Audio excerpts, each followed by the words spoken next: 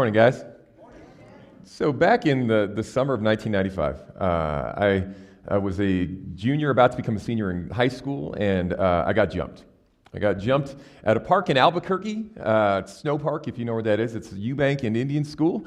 And so just to preface this, I was a mouthy little guy. So I had a tendency to mouth off to just about everybody I saw. And there was a guy there that was playing basketball that I had mouthed off to before, and we'd jawed back and forth, and I didn't think much of it. But that night, my brother and one of my close friends and I were at this park. We were playing basketball. We were about to play basketball, and these three guys came up. One of them was one of those guys, and we were going to play some 3-on-3, and I was not thinking much of it. I was just getting ready to play some basketball. But before I knew it, I turned, and I saw this ball just smash me right in the nose. And the ball hit me in the nose. And so when you get hit in the nose with a basketball, you tear up, you kind of go blind for a second. And before I knew it, I got three guys just punching me in the face. And I didn't know what was happening. My brother and my friend decided it was safer to just run to the car. So they took off to the car. I'm throwing my brother under the bus. He might be listening to this sermon this morning. Thanks, Justin, for running away. Anyway, but in any case, he ran to the car. I kind of figured out what was going on, and I ran to the car too, and I hopped in the car. And my memory of this is pretty vivid. I hopped in the car, and we had a baseball bat in the car. We put it in the window. Another guy took a knife out of his pocket, and he stabbed the tire. And we sat there for a second like, what are we supposed to do? Right? It was crazy. You didn't expect this to happen. You're like, what are we supposed to do now? And I got to thinking about it. I knew a guy from church, an adult from the church that lived down a road not far from there. And I thought to myself, I don't know that I can beat the knife, but I know I can outrun these guys, so I'll just run to this guy's house. And I did. I got out and I sprinted to the guy's house. We called the police and ended up going back and fixing the tire. It was a crazy situation. It was wild because I did not anticipate this. I wasn't expecting it, and it happened before I knew it. Many of us go through experiences of life that exactly like that, right? Where we're not looking for it, we're not expecting confrontation, we're not expecting things to get crazy, and then they do. But sometimes the expectations are built on past experiences. Today we're going to look at a story that actually has a little bit of a feel to the story I just told. We're going to be looking at a story in Genesis chapter 32. And in this story, we're going to talk about a guy named Jacob. Last week, Brandon talked about Jacob's dad, Isaac. And Isaac was Abraham's son. Isaac was the man that God had said is going to be the son of Abraham, that is going to, through which the promise is going to be kept, that the sands of the seashore weren't going to be able to number the progeny, the children of Abraham. Well, we pick up today with Isaac's son, Jacob. And in this story, I want to preface this as you guys turn to Genesis 32 with what happened between where Brandon was and where we are today. And Jacob was born with a brother. He and his brother Esau were twins. Isaac had two sons. They were twin brothers. One of them was older. Esau was older.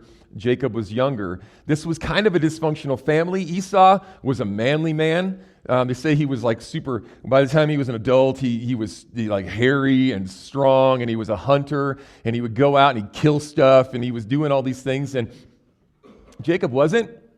Jacob was a little less so. So some of you guys can relate with Esau. You're like, I want to be that guy, right? And some of you guys can relate with Jacob. Like, I'm not as comfortable in that situation. Jacob actually, because this family was dysfunctional in some ways, Jacob was more loved by his mom than Esau was, and Esau was more loved by his dad than Jacob was.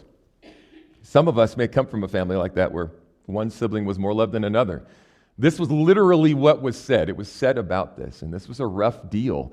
Into this family dynamic, Jacob was born, and Jacob was always fighting for himself, always trying to gain a little bit more for himself as the younger brother. One day, Jacob actually was able to convince his big brother to sell his birthright to Jacob over a cup of stew because he was so hungry. Another time, Jacob snuck in, because his mom told him to do it, snuck into Dad. Dad, by this time, was blind. And through a set of circumstances, convinced Dad to give the firstborn blessing to the son, Jacob. Now, that stuff may not mean a lot to us, but it sure meant a lot to Jacob and Esau. After this situation, Esau decided, as soon as my dad dies, I'm killing my brother. It's going to be it. I'm done. I can't deal with this guy anymore. I can't handle him anymore. The next time I see him after dad dies, it's over. Jacob hears about this. Actually, Jacob's mom hears about this, and she says, you need to leave. So he leaves. He goes to his uncle's house, his mom's brother, travels away, and spends the next 20 years trying to build up for himself a family and an estate. He ends up having a lot of kids, 12 kids, 13 actually. He has a bunch of kids. He has a lot of livestock, a lot of different things. He's able to accomplish a lot of different things. But into this story, what we're going to look at today is something that is really, really important for us. While he was traveling, Jacob had been promised by God that God was going to bless him. But when things got hard for Jacob, he ended up in the scariest of situations.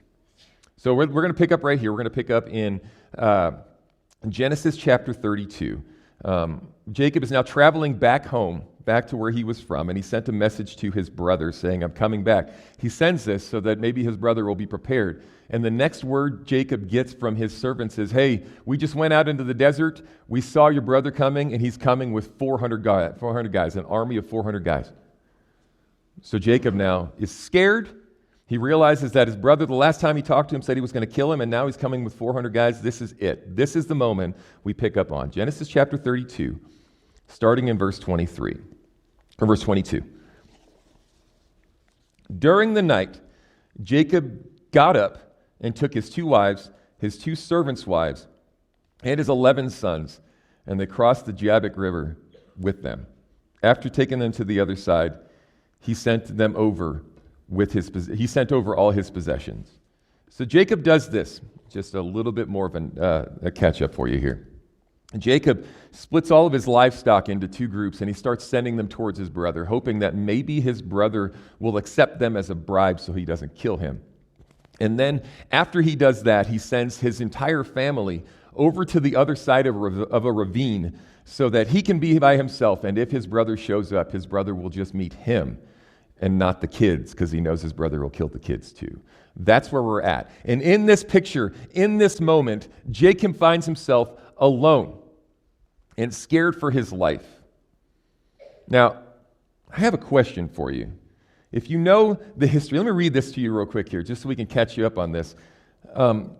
20 years earlier, Jacob had been traveling to his uncle's house, and he ran into this. He had this vision. At the top of a stairway stood the Lord, and he said, I am the Lord, the God of your grandfather Abraham, the God of your father Isaac. The ground you're lying on belongs to you. I'm giving it to you and your descendants. Your descendants will be as numerous as the dust of the earth. They will spread out in all directions, to the east, the west, the north, and the south, and all the families of the earth will be blessed through you and your descendants. What more, I am with you, and I will protect you wherever you go. One day I will bring you back to this land, and I will not leave you until you've finished giving you everything that I have promised you. So 20 years earlier, God had, in a vision, appeared to Jacob and said, I'm going to give you everything that I promised you. I'm going to give you this land. Your descendants are going to be so great. They're going to spread out everywhere. I'm going to protect you, and everything is going to be okay until I've done everything that I promised you. In this night, Jacob has decided to separate himself out from his kids, separate himself from his livestock. Why would he do that if God has promised to protect him? Why would Jacob be afraid if God has promised to protect him? Because that's the human nature. Let's be honest for a second. If you're a follower of God in this room, how many of you know intellectually that God promises that He's going to take care of you? Like, we're invincible until God chooses to take us home. Like, we know as followers that God is going to protect us until it's time for us to go with Him, to be with Him in heaven, and God's got this whole thing taken care of. How many of you know that intellectually?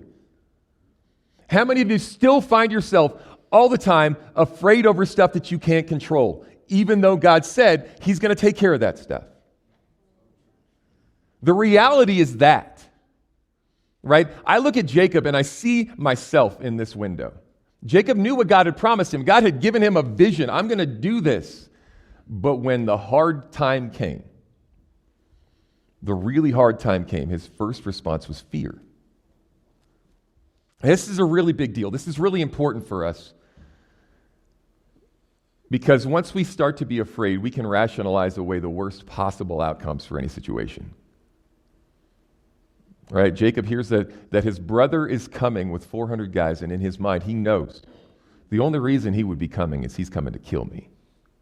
And so he does everything he can to separate himself from the things that he cares about so that they don't have to suffer too.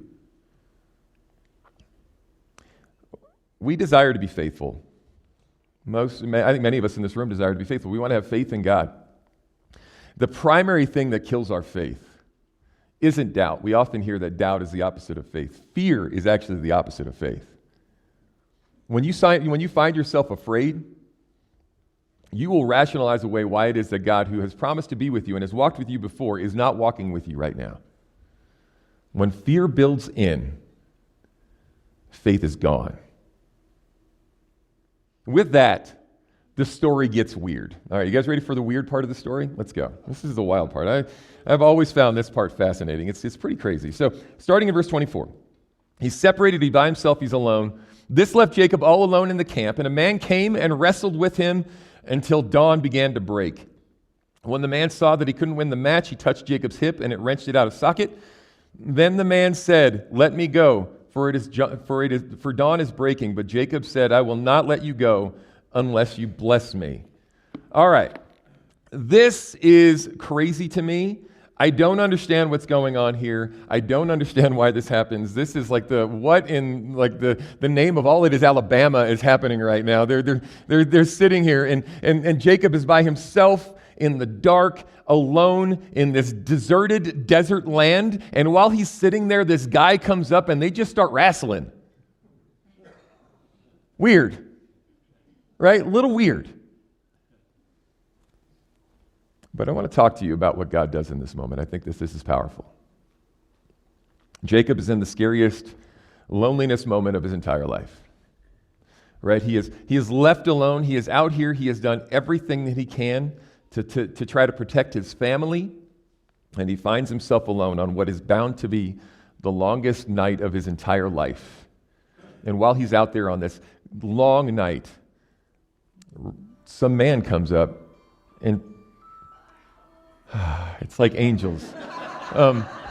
Some man comes up and they just start wrestling together, and it's a supernatural type wrestling, right? It's something that is hard to even understand and fathom for us, but I gotta believe for Jacob, in his fear, when it's hard to separate the fear and the reality and everything else. This one thing, this wrestling, this thing that was happening was a manifestation of everything that was going on inside him. And so he goes and he starts to wrestle, and they wrestle together, and it says that they wrestle all night long until the sun comes up. I can't even. Have you ever tried to wrestle? Right? 3 minutes of wrestling will wear you out. Jacob is wrestling with this guy, and they're wrestling together. There's actually a lot going on here I'm going to explain in just a second as we scoot forward into this passage. But as they're wrestling together, the sun starts to come out, and the man says, "You have to let me go because the sun is coming out." And Jacob says, "I'm not going to let you go. Bless me, bless me." And as Jacob is fighting with him, he's grabbing hold of him, he's grabbing his leg, the man reaches out and he just takes his hand and he touches him on the hip. Boom. And all of a sudden, the hip socket is just blasted and destroyed. Something tears inside his hip. We're not talking like he punched him. We're not talking he took it and ripped it out. He touched his hip and everything was changed. And Jacob, as he's sitting there and he's hurt and he's crippled, he reaches out and he says, "I will not let you go unless you bless me." In this dark night, Jacob wrestled. And we see a second here what this all means in verse 27 and 28. "What is your name?" the man asked. And he replied, "Jacob." "Your name will no longer be Jacob," the man told him. "From now on you will be called Israel, because you have fought with God and with men and have won." This is an amazing moment. Jacob obviously knew that there was something supernatural about this moment as he is trying to get this man to bless him. And as he does, the man looks at him. He says, "What is your name?" He said, "My name is Jacob. Your name's no longer going to be Jacob. It's going to be called Israel, because you have wrestled with God and man, or fought with God and men and won." That word Israel means struggles with God. Israel means that he fought and he worked and he walked along. He struggled with God and with men, and he found victory. Let me let you a little bit on Jacob. I told you his story here a few minutes ago. Jacob, the word Jacob means heel grabber. All right? Heel grabber. You ever said somebody, "You're pulling my leg"? You know, somebody who lies to you. That's kind of the picture, but it's more than that. In ancient Middle Eastern idea here, the name Jacob, actually for him, sprung from the fact that when he was born right after his brother, and as his brother is being born, this hand shoots out and grabs hold of his brother, and it's Jacob holding onto his heel. So his parents thought, that's a cool name. He's grabbing his heel. He's Jacobing. Let's just call him Jacob. The problem is, Jacob, in Middle Eastern understanding, is a term that you use for somebody who's a deceiver, somebody who's a trickster, somebody who is looking to take advantage of other people, someone who you can't trust. When I was in Oklahoma, we had multiple kids in the churches that I was in, and the couple churches that I was in, named Rowdy. The number of kids named Rowdy in Oklahoma is unbelievable. Let me tell you about every one of those kids named Rowdy.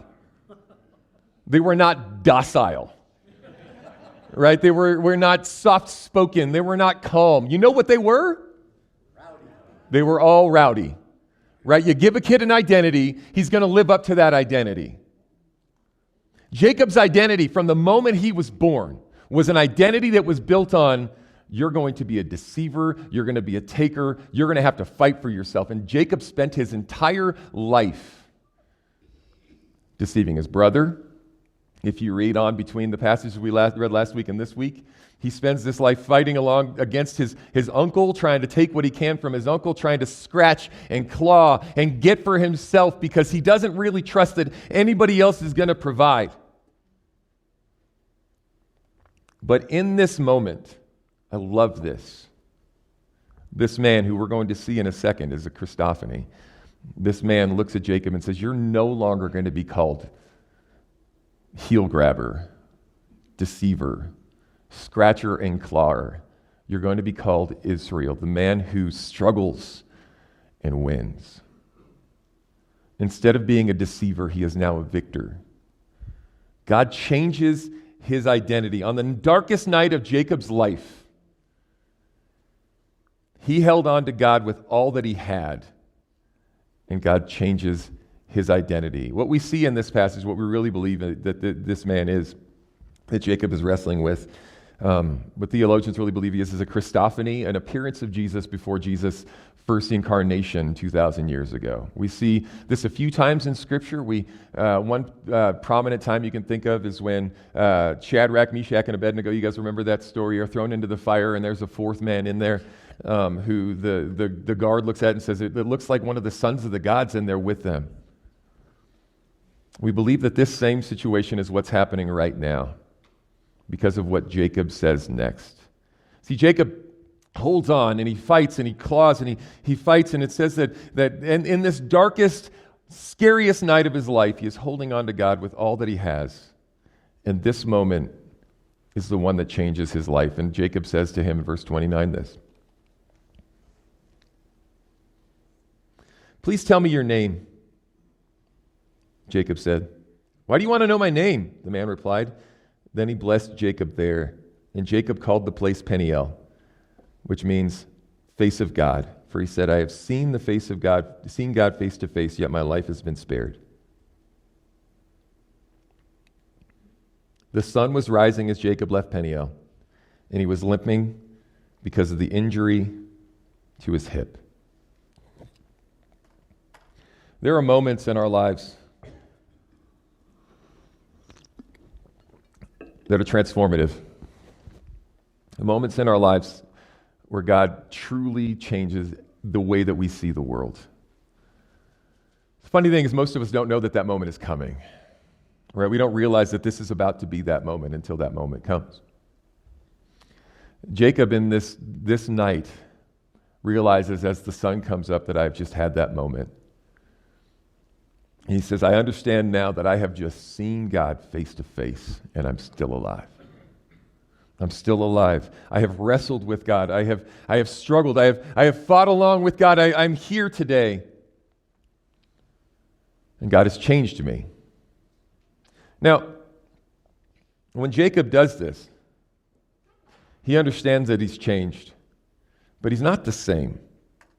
God, knowing what we know now, knowing that this is a Christophany, knowing that at that moment that he was done, man reached up and touched Jacob's hip. God reached up and touched Jacob's hip, and it just popped. It was out of place. We understand that he just as easily could have reached up and touched him in the chest, and that could have been the end. God was choosing not to take him.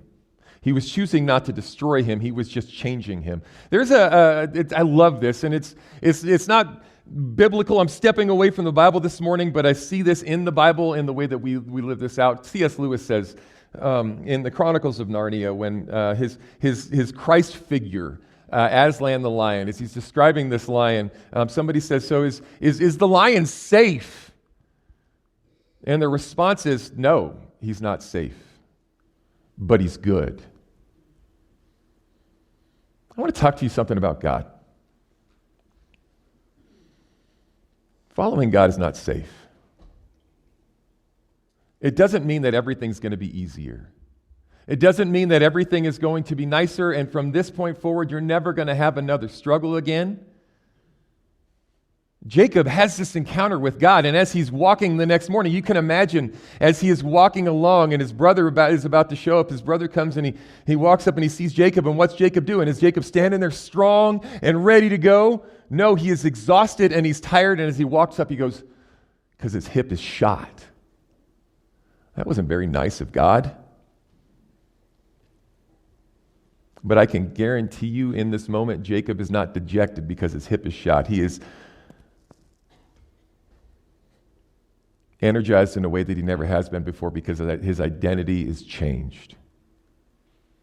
Because he has made it through this darkest night of his life. And God has changed his identity. You see, Jacob left this night with a bad hip and a new name. And that changed who he was. Now I want to, with that story, I'll fill you guys in on the rest of it here. It's just an amazing thing. The reason that Esau actually was coming was not to kill Jacob. He was bringing 400 guys to protect him on the rest of his journey. You see, Esau had quite a change of heart over the last 20 years as well. Jacob never could have known that. He didn't know what God was doing inside Esau's heart. But when Esau shows up, he doesn't kill Jacob. He sets out to protect him. Wrestling with God. Walking with God. If you choose to live this out, it's going to change you. Wrestling with God has left me changed. I'm different today than I was before. Before I knew who it was that I was following, but it hasn't always been safe and it hasn't always been easy. Choosing to walk with God has put me in places where I've had to watch children die. Choosing to walk with God has put me in places where I've had to see the worst of the human condition as family members fight with each other, as family members hate each other. Choosing to walk with God has put me in a position where I've had to deal with my own family stuff and not just push it to the side. Choosing to walk with God and sometimes has been very painful. But I would never take it back. Because choosing to walk with God has allowed me to see that there is a promise that is greater than the simple junk that we deal with in these day-to-day moments. That promise is greater than the one that Jacob got. That promise is a promise of life, not just now, but forever, and the Holy Spirit living inside you as a guide. And that promise also for us carries a new name. So here's my bottom line. Those who seek God receive a new identity. I'd said when God does some work, he changes people's names, and there's a really cool thing. There's one time Jesus is talking to his friend Simon, and he says to Simon, Simon, I'm changing your name. You're no longer going to be called Simon. You're going to be called Peter. Peter, which means rock. You're going to be called the rock, and you are Peter. And on this rock I will build my church, and the gates of hell are not going to be able to stand against it. So I'm changing you. You are going to be the one. I'm changing your identity, and who you are now is going to be the start of what's going to be the church. The church is going to be this amazing beacon, this amazing outpouring of my body in this world. This church is going to change the world. The gates of hell are not going to be able to stand against the church. And he says this to this guy, Simon, who is impetuous and has a lack of self-control, doesn't always see things the right way or make the right decisions. But God chose to change his name and his identity. And I want to give you guys a little promise of what God's doing with us as well. At the very end of Scripture, in Revelation, we see something. It's one of, outside of the promise of salvation, this is my favorite promise that God makes for us. This is in Revelation chapter 2, verse 17. Anyone who has ears to hear must listen to the Spirit and understand what he is saying to the churches. To everyone who is victorious, I will give some manna that has been hidden away in heaven, and I will give each one a white stone. And on that stone will be engraved a new name that no one understands except the one who receives it. I've spoken a little bit about this before, but I love this. If you overcome and don't quit, there is going to be a day that you are going to stand before Jesus, and Jesus is going to give you a white stone, and on that stone is going to be a name. And that name is going to be your name. But nobody else is going to understand that name but you and Jesus. Nobody else. You can hand it to your spouse, and it's not going to make sense to your spouse because Jesus knows you on the inside, and Jesus is going to say, this is my name for you, and it's going to make sense to you because he knows everything that you've been through. And he's going to give you that name. That's a promise of God. In the same way that Jacob, as he wrestled with God, he wrestles and he wrestles and he wrestles, and God says, I'm changing your name. I'm changing your identity. I know what they've called you. I know what everybody has called you. I know the identity that you've worn for yourself because you didn't know anything else, but I've got a new one for you. That's what God promises to do through Jesus for you. To change your identity. So I want to ask you to do some things today as we get ready to close here. If you have a journal, maybe write this right on the top of your journal on this next page so you can start thinking about this week. If not, maybe take a picture of it so you can think this. I want you to write these things down.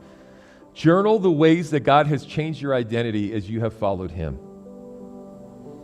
I want you to spend a few minutes just writing down the ways that you used to find value that you no longer find value. The things that you used to say about yourself that you no longer say about yourself. The reason I got punched in the face back in 1995 is part of my identity was I may not be the strongest guy in the room, but I was the guy that could put you and make you feel stupid with my words. And that's no longer me. God has changed that about me. My identity is different today because of Jesus. That is a powerful thing, right? It's a powerful thing to understand that. And I want to ask you to write down the things that you used to find your identity in, that if you're a follower of Jesus, you no longer do, because you see in those moments the transformation of God. I'm going to tell you something. If you sat there and you write these things honestly, you're going to have a hard time having anybody around because you're going to be afraid for anybody to see it.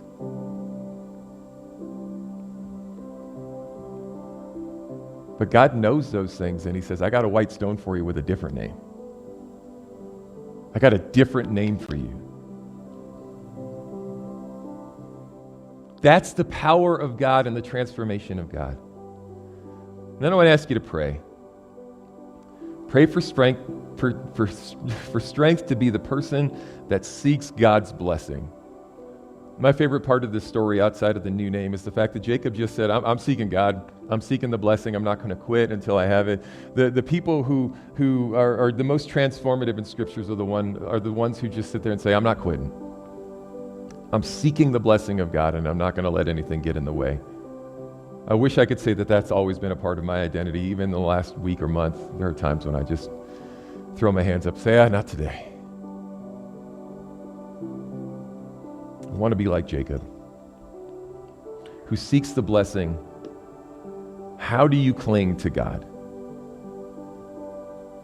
And then lastly, and this is a hands thing, but it's more just a thought thing. I want to ask you with your hands to ignore the deceiver when he tries to remind you of your old identity. So I asked you to write down the things that God has given up, moved you past. But the reality is, many of us still find ourselves saying, well, this is who I used to be, but it could easily be who I am right now. Satan tries to get us to do that. We don't have to go down those paths anymore.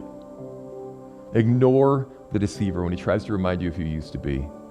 I shared here a couple weeks ago that one of my biggest fears about coming back to New Mexico was running into people that knew me before. It's actually happened. But I want to tell you something about the amazing way that God changes us. Running into those people, talking with those people, they no longer are stuck on the person that I was before in the way that I thought they would be. You know who was stuck on the person I was before? Me. Do we have faith to trust that God can change us? And then do we have faith to live it out? I want to pray. After that, John's going to come forward. If you'd like to pray with some people, I'll be in the back to pray with you too. So let's just pray for God to work on our identities, and then we're going to spend some time communion. So let me pray.